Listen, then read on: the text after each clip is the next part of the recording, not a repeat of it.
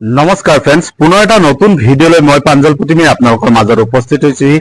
আশা কৰিছোঁ আপোনালোকে ভিডিঅ'টো একেবাৰে শেষলৈকে চাব আৰু যিমান পাৰে এই ভিডিঅ'টো শ্বেয়াৰ কৰি দিব। হয় ফ্ৰেন্ডছ, আহক তেনেহ'লে আজিৰ এই ভিডিঅ'টো আৰম্ভ কৰোঁ।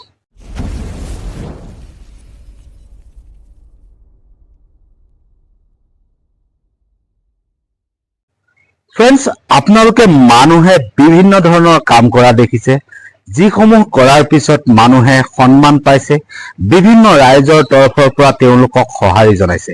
আজি এনেকুৱা এজন ব্যক্তি আপোনালোকক দেখুৱাম, যিজনে এগৰাকী যুৱতীৰ গা ধুই থকা অৱস্থাত তেওঁৰ যি পাৰ্চনেল মোবাইল আছিল, সেই মোবাইল সৈতে তেওঁ সেই যুৱতীগৰাকীৰ যি গা ধোৱা ভিডিঅ' এইসমূহ তেওঁ কেমেৰাত আবদ্ধ কৰিছিল আৰু তাৰ পিছতেই এই যুৱকজনৰ আজি কি অৱস্থা হল, এই সকলোবোৰ আজি এই ভিডিঅ'টোত দেখুৱাম।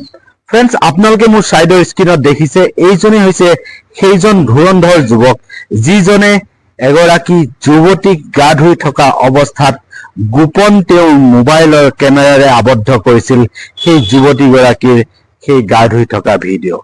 হয় ফ্ৰেন্ডছ, তাৰ পিছত যেতিয়া এই যুৱতীগৰাকীয়ে সেই কথা গম পাইছিল বা এই যুৱকজনক দেখাৰ পাইছিল, তাৰ পিছতে এই যুৱকজনৰ অৱস্থা কি হৈছে আপোনালোকে নিশ্চয় মোৰ চাইডৰ স্ক্ৰীনত আপোনালোকে দেখি আছে। এতিয়া এই যিজন যুৱক, এই যুৱকজন আচলতে ক'ৰ হয় সেয়াক লৈ এতিয়া বিভিন্ন ৰাইজৰ মাজত প্ৰশ্নৰ সৃষ্টি হৈছে।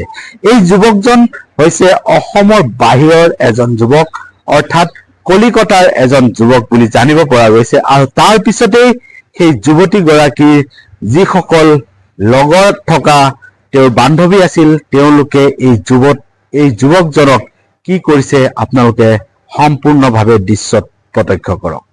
तो मैं नहा रही हूँ, आप देखोगे क्या? नहीं। तो फोटो कहाँ से आया? बाथरूम में लोग क्या फोन लेके रहता है? नहीं। तो फिर अरे बाथरूम में मैं तो मेरा शट अप।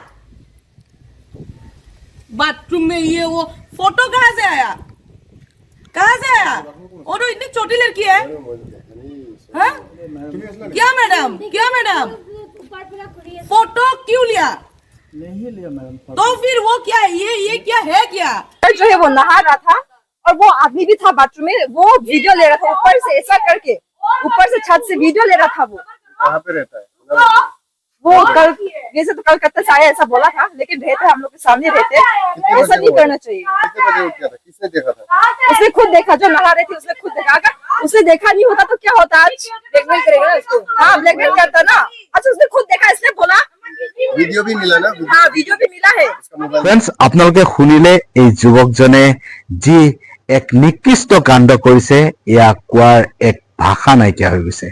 আচলতে কিয় এনেকৈ আজিকালিৰ যিসকল যুৱক তাৰ একাংশই কিয় এইবোৰ কৰ্মৰ মাজত নামি পৰিছে, সেয়াক লৈ এতিয়া বিভিন্ন সমাজৰ বিভিন্নজন ব্যক্তিৰ মাজত এই কথা প্ৰশ্নৰ সৃষ্টি হৈ আহিছে।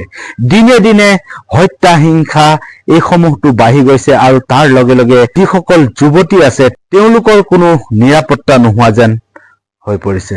সো ফ্ৰেন্ডছ, এইসকলক আচলতে এক উচিত শাস্তি দি এওঁলোকক যাতে পৰৱৰ্তী সময়ত এনেকুৱা ধৰণৰ কোনো এক ঘটনা কৰিবলৈ তেওঁলোকে সাহস কৰিব নোৱাৰে, তেনেকুৱা ধৰণৰ শাস্তি প্ৰদান কৰি এওঁলোকক ৰঙা ঘৰৰ আলহী কৰিব লাগে, সেইখিনি আমাৰ তৰফৰ পৰা আমি কামনা কৰিম। সো ফ্ৰেন্ডছ, আপুনি যদি মোৰ ফেচবুক পেজত প্ৰথমবাৰৰ কাৰণে আহিছে তেনেহ'লে মোৰ পেজখন ফ'ল' কৰি দিব, আৰু আপুনি যদি মোৰ ইউটিউব চেনেলত প্ৰথমবাৰৰ কাৰণে আহিছে তেনেহ'লে মোৰ চেনেলটো ছাবস্ক্ৰাইব কৰি ওচৰত থকা বেল আইকনটো প্ৰেছ কৰিবলৈ নাপাহৰিব।